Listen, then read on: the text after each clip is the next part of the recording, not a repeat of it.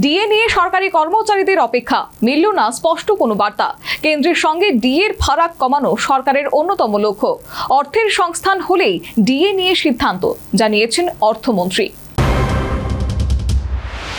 DA নিয়ে ফের ধোঁয়াশা। রাজ্য সরকারি কর্মচারীদের জন্য এখনই কোনো সুখবর দিতে পারলেন না অর্থমন্ত্রী প্রণজিৎ সিংহ রায়।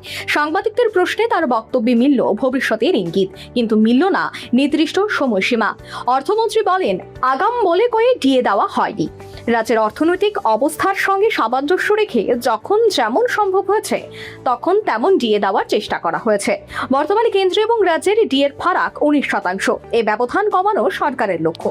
বিষয়টি মুখ্যমন্ত্রীর মাথায় রয়েছে বলে জানান তিনি। তবে ডিএ দেওয়ার পথে বড় বাধা অর্থমন্ত্রীর কথায় ডিএ দিতে গেলে টাকার প্রয়োজন। তার দাবি, রাজ্যে আগের বছরে প্রায় 4,000 কোটি টাকা রেভিনিউ গ্যাপ ফান্ড পেত, সেই ফান্ড এখন বন্ধ। রাজ্যের নিজস্ব আয় বাড়ানোর পথ খোঁজা হচ্ছে। গত 8 বছরে বাড়তি করের বোঝা চাপানো হয়নি বলেও জানান তিনি। কেন্দ্রের কাছেও রাজ্যের আর্থিক পরিস্থিতি তুলে ধরা হচ্ছে। তবে শীঘ্রই ডিএ দেওয়া হবে কিনা এই প্রশ্নের সরাসরি উত্তর দিলেন না অর্থমন্ত্রী।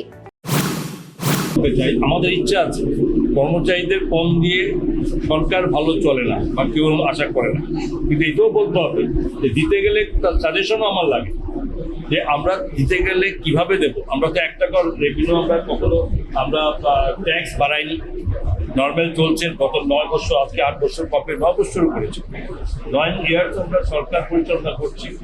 এখন পর্যন্ত আমরা 1 টাকা কোথাও ট্যাক্স আমরা কারোর উপর চাপিয়ে দিই।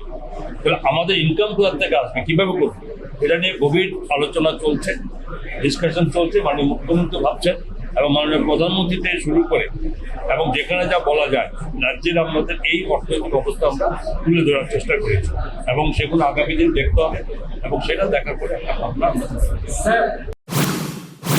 ফলে কর্মচারীদের অপেক্ষা আরও দীর্ঘায়িত হওয়ার আশঙ্কায় আপাতত জোরালো।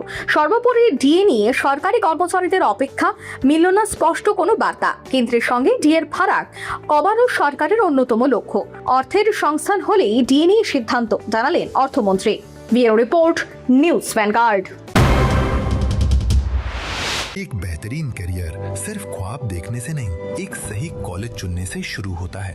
Welcome to Vinayaka institute of health sciences, Agartala, affiliated to Tripura University, approved by Government of Tripura, Department of Health and Family Welfare, Tripura Nursing Council and Tripura State Allied and Healthcare Council. Choose from BSc Nursing, GNM, BMLT or BMRIT.